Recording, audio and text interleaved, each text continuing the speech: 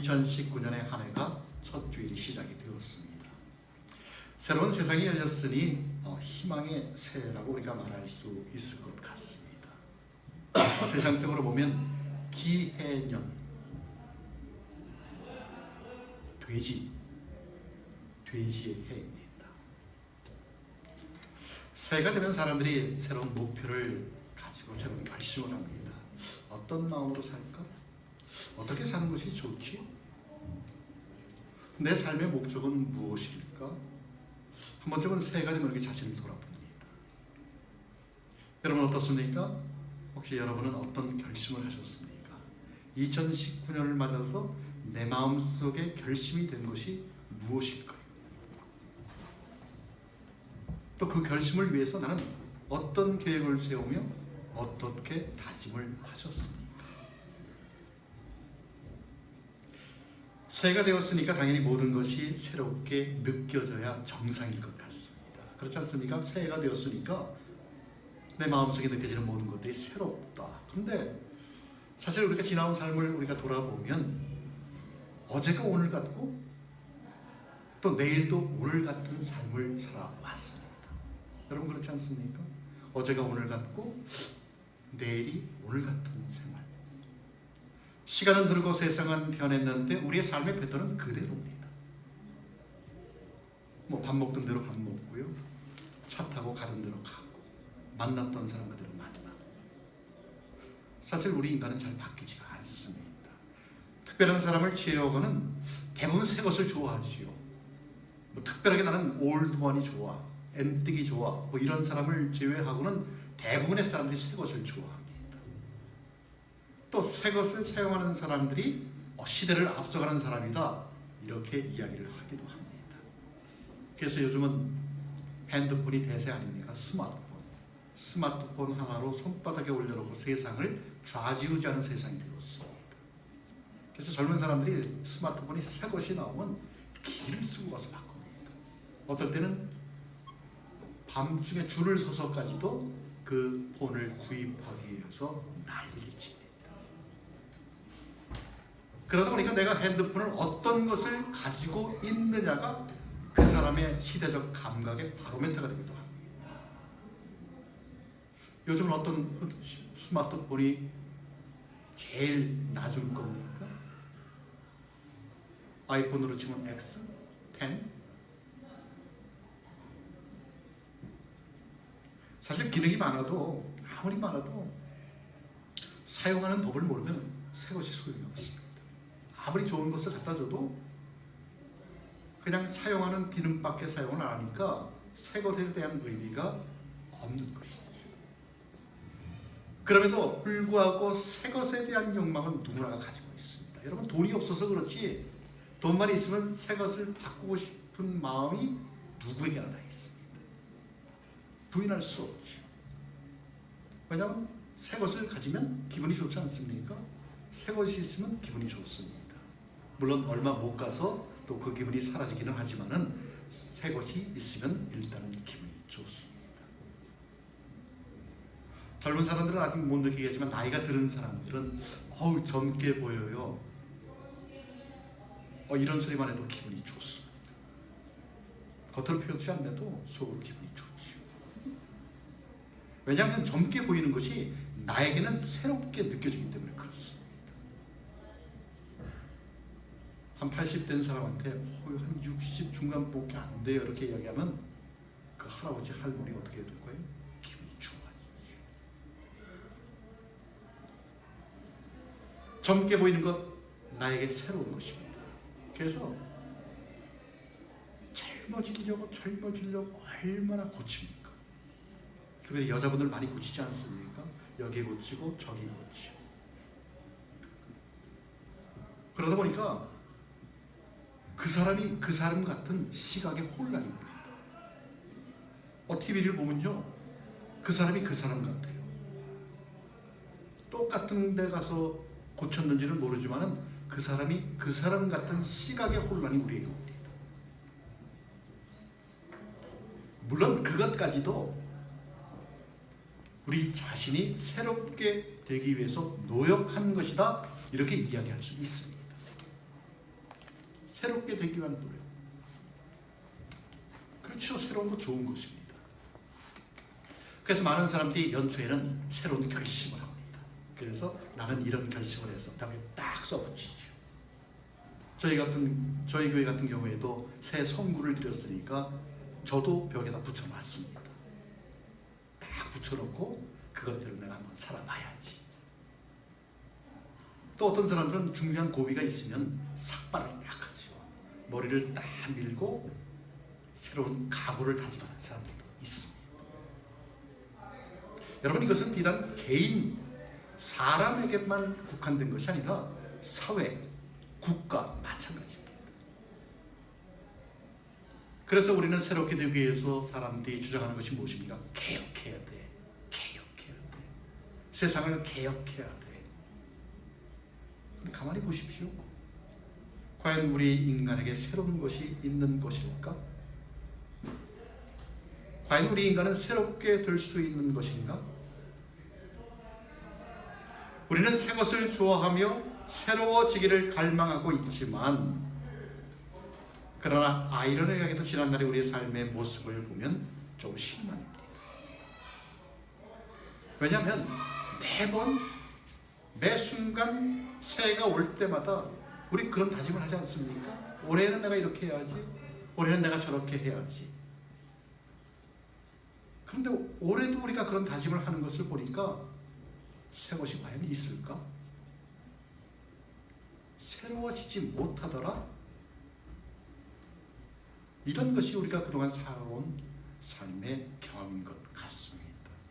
그래서 구약성경 전도서에 보면 해 아래 새 것은 없다 라고 단정적으로 이야기를 합니다. 우리가 살아보니까 그렇지 않습니까? 새 것은 없다. 뭐 새로운 패션, 새로운 유행, 그래 뭐야? 뭐 여자들에게 있어서는 기껏 치마가 좀 길어지고 짧아지고, 바지통이 좀 넓어졌다, 아니면 좁아졌다. 남자 같은 경우는 어떻습니까? 양복의 단추구멍이 2개였다가, 뭐 때로는 3개였다가 다시 돌아오고, 뭐 넥타이가 좀 넓어졌다가 좀 좁아졌다. 결국 계속 다람쥐 쳇바퀴 도시 돕니다. 여러분 혹시 일기 쓰십니까? 일기를 쓰셨던 분들은 한번 옛날에 내가 썼던 일기장 한번 열어보십시오. 열어보면 새해의 결심이라고 딱 쓴 게 나옵니다.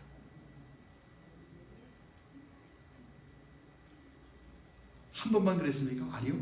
매년 새해의 결심, 새해의 결심. 그래서 이제는 아예 안 해. 일기장 쓰지도 않습니다. 맨날 해봐야, 찾아봐야 새해 결심 해놓고는 그냥 흐지부지. 그러다 보니까 별로 소용이 없구나. 아예 일기장을 덮어버리는 경우도 생깁니다.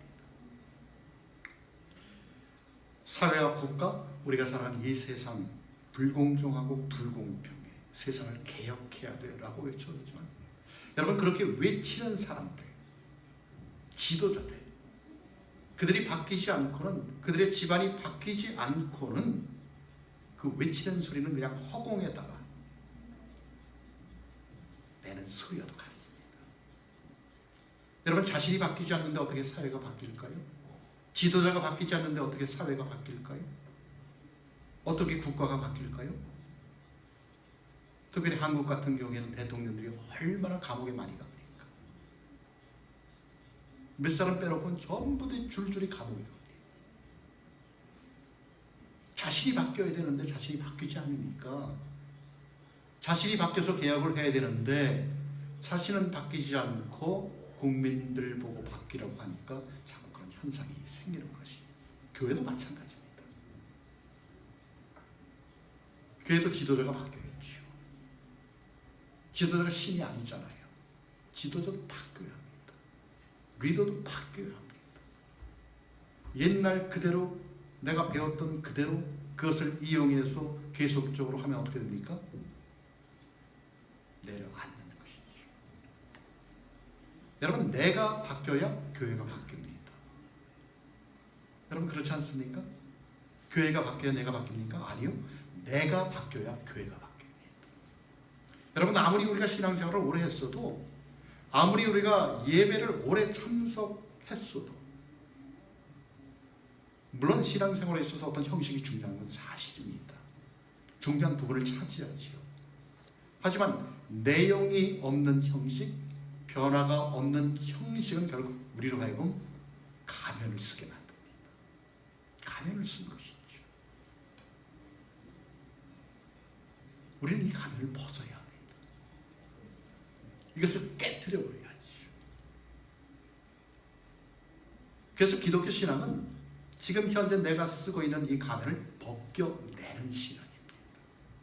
내 안에 감춰진 것들, 내 안에 뿌리박고 있는 죄악된 모습들을 밖으로 드러내는 것이 기독교 신앙의 본질입니다.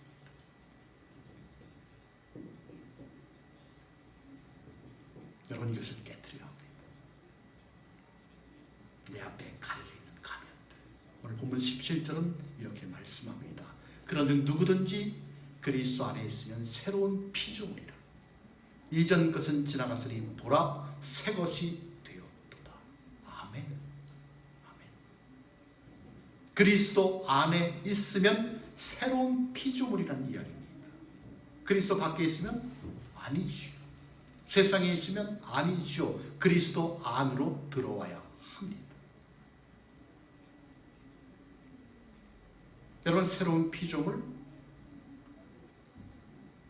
이 피조물이란 바로 하나님의 창조의 역사를 전제하고 하는 이야기입니다. 다시 말하면 하나님에 의해서 또 하나님께서 새롭게 창조해 주심으로서만 새롭게 될 수 있다는 것이지요. 그래야 가면이 벗겨지는 것이죠. 그래야 내가 깨트려지는 것입니다. 성경은 이렇게 이야기합니다. 하나님께서 우리 인간을 만드실 때 하나님의 형상으로 만들었습니다.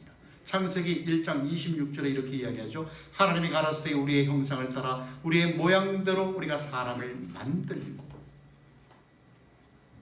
이 하나님의 형상만이 우리 인간이 가지는 가치의 유일한 근거라는 것입니다. 그런데 이 하나님의 형상이 어떻게 됐습니까? 우리 인간의 타락으로 깨져버렸죠. 그래서 우리 인간에게는 새로운 것이 없다는 것입니다. 그저 깨트려진 파편을 붙들고 그 조각들을 이리저리 만지면서 바꾸면서 그것이 만약 새 것이냐, 그냥 계속적으로 맴돌고 있을 뿐인 것이죠. 그러므로 이제 인간 가치를 회복하는 유일한 길은 우리를 창조하신 하나님께서 깨트려 부수신 우리 인간에게 다시금 하나님의 형상을 회복해 주시는 그 길뿐이다 라는 것입니다. 그래서 하나님께서 이렇게 말씀하시죠. 내가 만물을 새롭게 하노라. 내가 만물을 새롭게 하노라. 여러분, 구약성경 예레미야 18장에 보면 바로 이 사실을 토기장이 비유로 해서 말씀을 합니다. 토기를 굽는 토기장이가 그릇을 만들어 둡니다. 그런데 이 그릇들이 시간이 지나니까 비틀어지고 깨지고 금이 가고. 여러분, 그렇게 할 때는 어떻게 됩니까? 토기 스스로가 어떤 반응을 합니까? 아니죠. 토기를 만드는 토기장이가 그것을 다시 수선을 해야 합니다. 다시 만들어야 되는 것이죠. 그렇기 때문에 오늘 본 말씀에서 사도 바울은 새로운 피조물이라는 말씀을 하고 있습니다. 새로운 피조물. 토기가 토기장이에 의해 깨뜨려지고 새로운 토기로 개조가 되듯 하나님에 의하여 새로운 피조물, 새로운 피조물로서 재창조가 되어야 한다는 이야기입니다. 여러분, 바로 이 재창조의 역사가 우리 주님 예수 그리스도의 구속의 역사입니다. 예수 그리스도의 구속의 역사만을 통하여서만이 우리는 새로운 토기로서 새로운 피조물로서 재창조함을 받을 수 있다라는 것입니다. 여러분, 그래서 우리는 예수를 믿는 것 아닙니까? 그래서 우리는 예수를 믿는 것입니다. 왜요? 새로운 피조물로서의 영생을 바라면서 예수를 믿는 것입니다. 우리는 오늘 2019년 새해 첫 주일을 맞이했습니다. 여러분, 어제와 비교해 보십시오. 무엇이 달라졌습니까? 새해가 되었지만 구체적인 생활에 있어서 하등의 차이가 없는 것 같은데, 여러분, 우리는 무엇을 가지고 새로운 피조물임을 증거할 수 있을까요? 구체적으로 새로운 피조물이 된다라는 것은 어떤 것일까요? 우리는 어떻게 새롭게 된 생명을 체험할 수가 있을까요?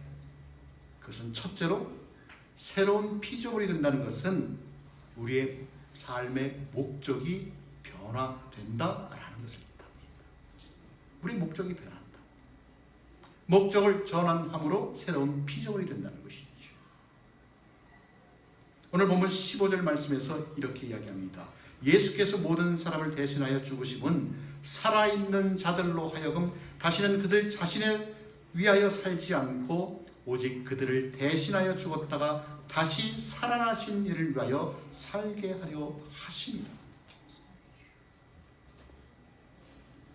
내가 살아가는 데 있어서 무엇을 위하여 살 것인가? 내 삶의 목적이 바뀌면 이 위하여, 무엇을 위하여가 바뀐다는 것입니다. 목적의 전환이죠. 근본적인 전환입니다. 여러분, 우리의 목적이 변하면 어떻게 됩니까? 인생의 의미와 가치관이 모두 함께 변합니다. 우리의 목적이 변하면 우리 인생의 의미와 가치관이 함께 변합니다. 미국의 가난한 행성의 아들로 태어난 청년이 한 사람 있었습니다. 아주 가난했지요. 얼마나 가난한지 이 가난한 청년은 이 가난을 한을 품었습니다. 그래서 이 가난을 벗어나기 위해서 무섭게 했습니다. 그 당시 그의 인생 철학은 나를 위해서, 돈을 위해서 아주 죽어라고 일했습니다.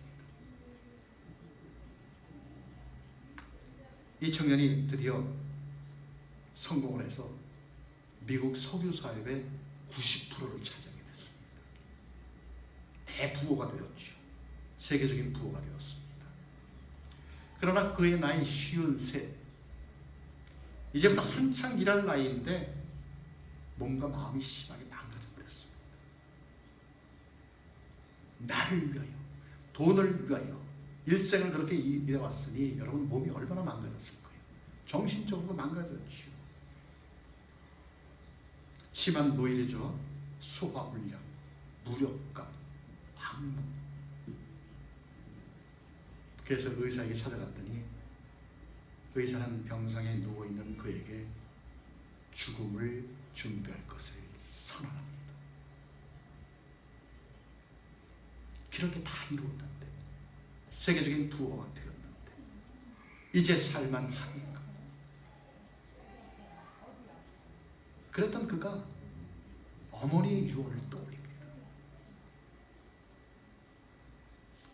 어머니께서 돌아가시면서 그 아들에게 10가지 유언을 줬는데, 첫 번째 유언이 하나님을 친아버지처럼 생각하라. 하나님을 친아버지처럼 생각하라. 그것을 떠올리고는 그때 다시 주님을 만납니다. 다시금 주님을 영접하며 신앙의 눈을 뜬 그가 나를 위하여, 돈을 위하여 살아왔던 삶의 목적이 바뀌게 됩니다. 내가 아니라, 돈이 아니라 하나님을 위해서, 이웃을 위해서 자신의 삶의 목적을 바꾸는 거죠. 인생관이 바뀐 것이죠.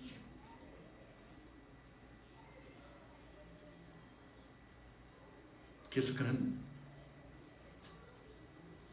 자기 자신이 번 수입의 10분의 1을 꼭 하나님께 바쳤습니다.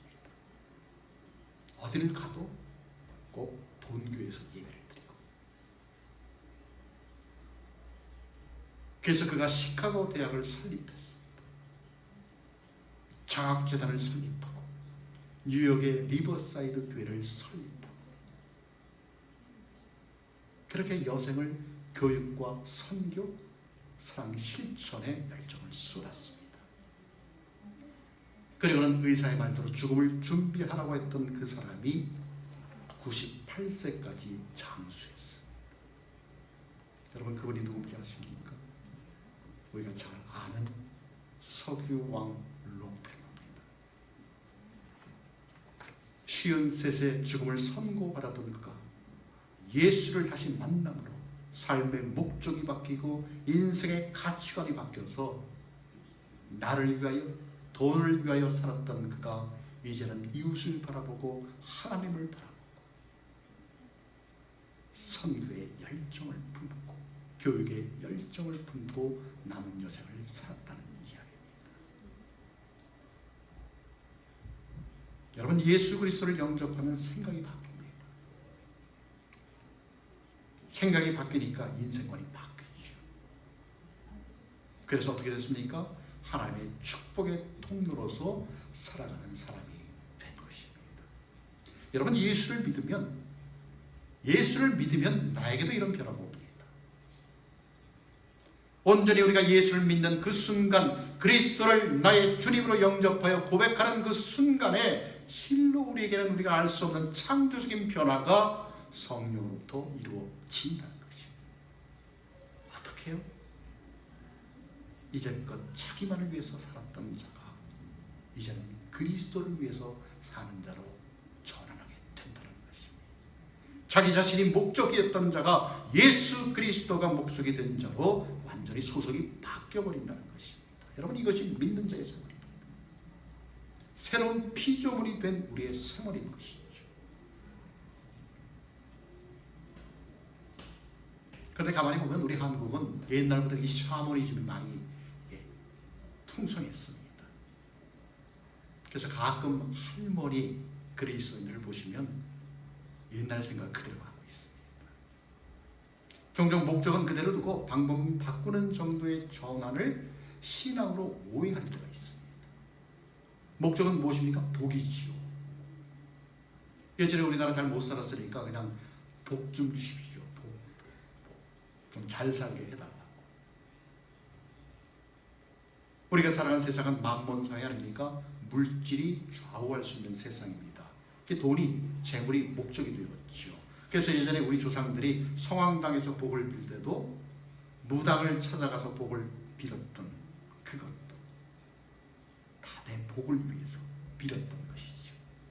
근데 여러분, 예수를 믿으면서도 성황당이 아니고 무당이 아니지만 교회에 와서도 똑같은 목적으로 신앙생활을 하면 무엇입니까?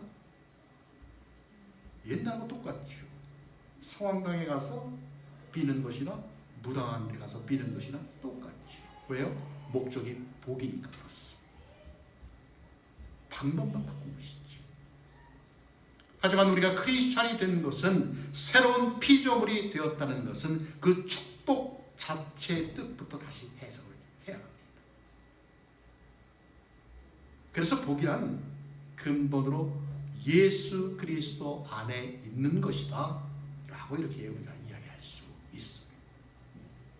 그것을 알고 믿을 때 우리에게 변화가 온다는 것입니다.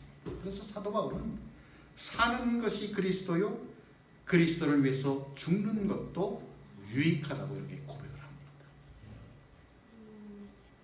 얼마나 잘 나가던 사람입니까? 사도 바울. 목적 자체를 그리스도에게 두고 그에게 전 생명을 위탁하는 생활을 했던 사람이 바로 사도 바울입니다. 예전에는 이것도 중요했죠. 예전에는 저것도 중요했습니다. 이것도 가져야 되고 저것도 가져야 되고, 그래서 그것을 따라 헤매고 다녔지요. 그러나 이제 예수를 믿고 내 생의 목적을 그리스도에게로 두고 보니 이제는 더 이상 그런 것을 연연하지 않는다는 것입니다. 내가 아닌 이웃이 보이고 그 이웃에게서 예수님의 모습이 보이게 된다는 것이, 여러분, 이것이 바로 우리가 믿는다는 의미입니다. 새로운 피조물이 된다는 의미라는 것입니다. 두 번째로, 새로운 피조물은 가치관이 예수 그리스도 중심적으로 달라진 것을 의미합니다. 여러분, 목적이 변하면 우리의 가치관도 당연히 변합니다. 목적이 변하면 가치관이 변하지. 오늘 보면 16절에 보면 이렇게 이야기하죠. 육체대로 알았으나 이제부터는 이같이 알지 아니하노라. 이전에는 육신대로, 다시 말해서 보이는 것, 세상적인 것에 기준하여서 판단하였으나 이후로는 보이지 않는 것, 신령한 것, 그리고 그리스도 중심인 것에 기준하여 판단하게 된다는 말씀입니다. 예전에는 세상 가치 기준으로 나를 바라보았죠. 예전에는 세상 가치 기준으로 내 삶을 평가했지요.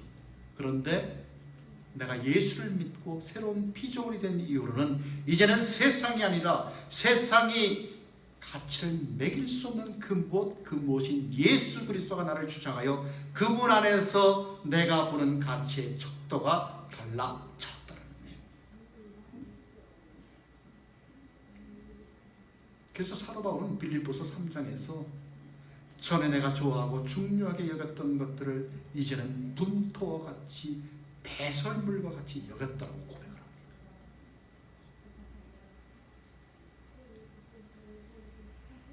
그것이 나를 위해 사회적인 위치를 정해주는 것인 줄 알았는데 내가 예수를 알고 나니까, 내가 예수를 영접하고 나니까 그러한 것들이 모두 분토로 여겨지고 모두 배설물로 여겨지더라는 것입니다. 이런 고백을 한 사람이 바로 사도 바울입니다. 여러분, 그렇게 되니까 어떻게 됩니까? 소원도 달라지지. 예전에는 주님 이것도 좀 주고요, 저것도 좀 주고요, 뭐 가능하시면 저것까지도 좀.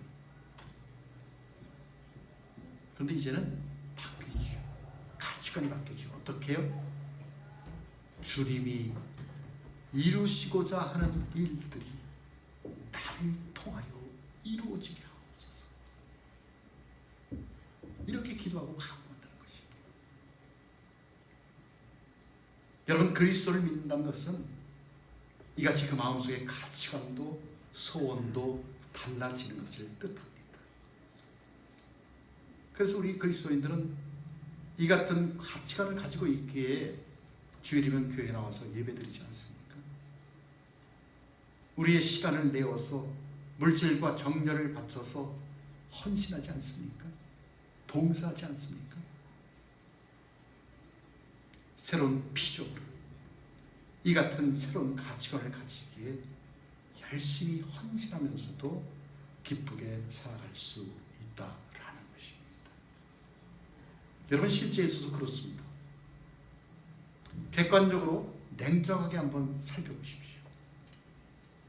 여러분, 주위의 사람들과 한번 비교해 보십시오. 세상 사람들과 예수를 알지 못하는 사람들과 한번 비교해 보십시오. 우리 크리스찬은 얼굴빛부터가 다르지 않습니까? 얼굴의 표정과 말씨와 생김새와 옷차림과 모든 면에서 분명히 다르지 않습니까? 그런 줄 믿습니다.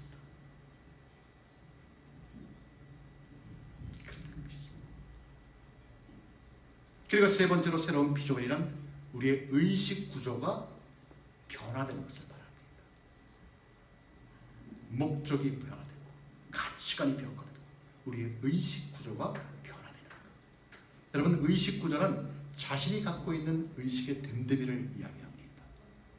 그것이 변하면 습관이 달라지고 생활이 달라지고 운명까지도 달라집니다. 변화가 되죠.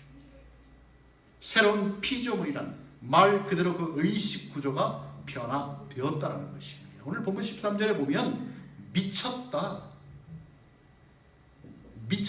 단어가 나옵니다.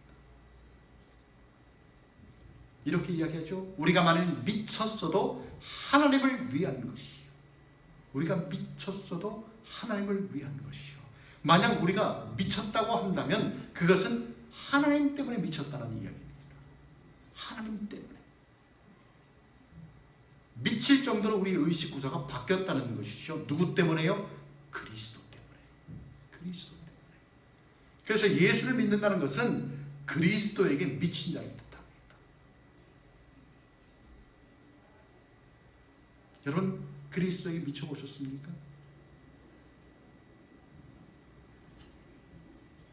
이렇게 우리의 의식 구조가 철저히 바뀌어진 것. 그리스도 중심으로. 여러분, 운동 경기를 볼 때 있지 않습니까?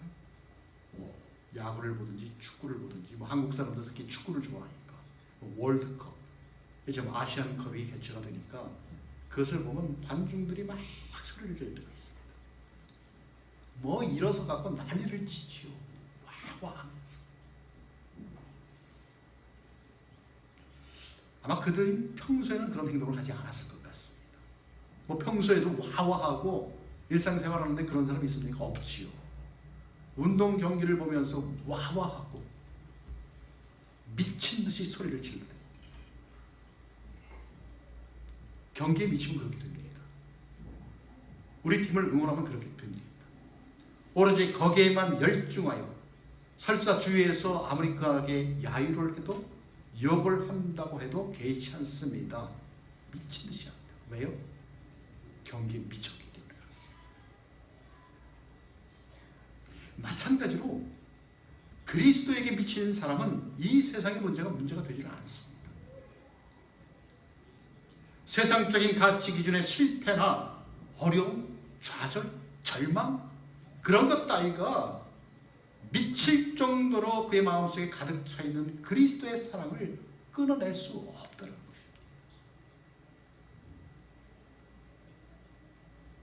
여러분, 우리가 그리스도에게 미치면 세상의 문제가 문제로 보입니까? 문제가 안 보입니다. 세상과 비교해서 내가 조금 못 산다고 해서 그것이 나에게 해가 됩니까? 아니요. 내 안에 그리스도가 있으면 세상적인 문제는 더 이상 세상적인 문제, 나의 문제가 아니라는 것입니다. 그러니까 내 안에, 내가 그분 안에 있는데, 그분이 내 안에서 역사하시는데, 임마누엘의 하나님이 나와 함께 하시는데 무엇이 문제입니까? 여러분, 이것이 섭리신앙 아닙니까? 하나님이 늘 나와 함께 하신다는 신앙, 섭리신앙. 우리가 예수를 믿는다는 것은 그리스도로 인해서 우리가 새로운 피조물이 된다는 것은 바로 이와 같은 것입니다. 그리스도에게 미치고 그리스도의 사랑에 미치고 꿈을 꾸어도 그리스도의 꿈을 꾸는 것. 여러분, 이러한 의식 구조는 그리스도를 만나는 역사 안에서 이루어집니다. 발트라는 사람이 이렇게 이야기를 합니다. 우리가 하나님을 알 수는 없어도 하나님을 만날 수는 있다. 우리가 하나님을 알 수는 없어도 하나님을 만날 수는 있다.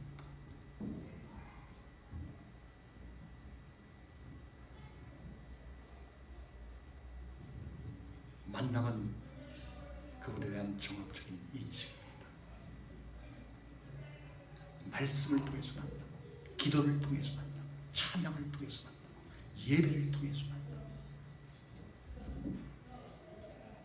이 만남 가운데 그리스도를 알게 되면 이 그리스도의 만남이 나를 미치게 만든다는 것입니다. 여러분은 여러분의 인생에 만족하십니까? 나는 이것으로 됐어. 만족하십니까? 아직 만족하지 못하십니까? 만약 만족하지 못한다면 우리는 우리 자신의 불만의 원인을 스스로 모르고 있을 수도 있습니다. 왜냐하면 사실은 꼭 만나야 할 사람을 못 만났기 때문에 그렇습니다. 사실은 꼭 들어야 할 음성을 듣지 못했기 때문에 그렇습니다. 여러분, 예수를 만나면, 그리스도를 만나면, 그분의 음성을 들으면 우리는 그분께 미치게 됩니다. 우리 안에 변화가 일어날 것이죠. 이제 새해가 되었습니다. 2019년의 문이 우리에게 열렸습니다. 우리의 믿음의 길을 어떻게 달려가시겠습니까? 어떤 모양으로 믿음의 길을 달려가시겠습니까? 예전 것은 벗어버리십시오. 이전 것은 잊어버리십시오. 그리고 이제는 근본적으로 차원을 달리해서 온전히 예수 그리스도 자신에게 온전히 자신을 맡기고 정말 나 위에 십자가에 못 박혀 피 흘려 돌아가신 그분을 생각할 수 있는, 그래서 그분이 보여주시고 그분이 인도하시는 길로만 그 길을 따라서 그분과 함께 그분의 음성에 귀를 기울이며 그의 뜻을 사랑하며 그분에게 완전히 미쳐서 살아가시기를 기도합니다. 그리하면 그가 우리의 생명과 우리의 현실과 우리의 운명을 주장하여 주신 것입니다. 그리하면 그가 새 하늘과 새 땅을 주시며 새로운 피조물에게는 만물을 새롭게 하시는 역사를 보이시며 그분이 우리에게 새로운 기업과 새로운 사명을 주실 줄로 믿습니다. 바라기는 이 은혜를 누리며 이 한 해를 더욱더 믿음으로 힘차게 전진하는 여러분 모두가 되시기를 예수 그리스도의 이름으로 축원합니다.